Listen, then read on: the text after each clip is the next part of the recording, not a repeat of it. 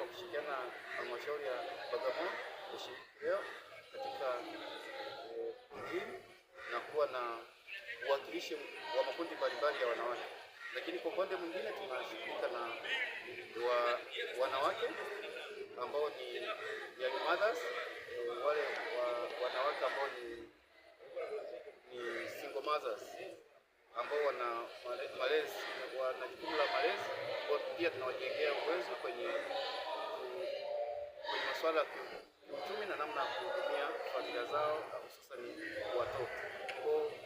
Kwenye moja ya mabanda au ya meza ambazo ziko hapa ni wana bidhaa zao ambazo tunawajengea namna ya kutengeneza bidhaa mbalimbali kwa kutumia zao la mwani ambalo liko Bagamoyo. Lakini kwa wafanyakazi wa majumbani tumekuwa tukihamasisha kwa kushirikiana na chama cha wafanyakazi wa majumbani CHODAW kuwa na kwenda kwenye mafunzo ambao tuna kozi ya mwezi mmoja kwa VETA, na kwa mradi ambao tumemaliza kwa phase ya kwanza tumefanikiwa kupeleka wasichana takriban 1280 kwa vyuo mbalimbali vya VETA mikoa 8 ambao tunafanya nao kazi. Lakini kwa ufadhili wa serikali ya Italy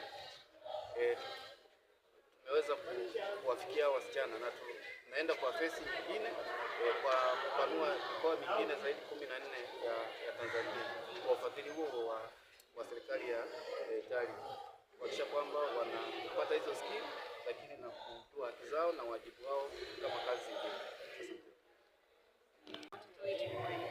Kwa hiyo tunasema kwamba mwanamke akiwezeshwa anaweza kuwezesha wengine.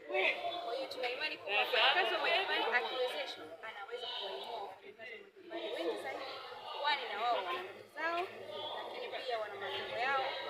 Ili tuwawezeshe tunaweza kupata wanawake wengi wanaoweza kuwa mawaziri, wanaoweza kuwa madaktari na wanaoweza kuwa wafanyabiashara. Hivyo basi tushike mkono kwa wafanyakazi wa majumbani.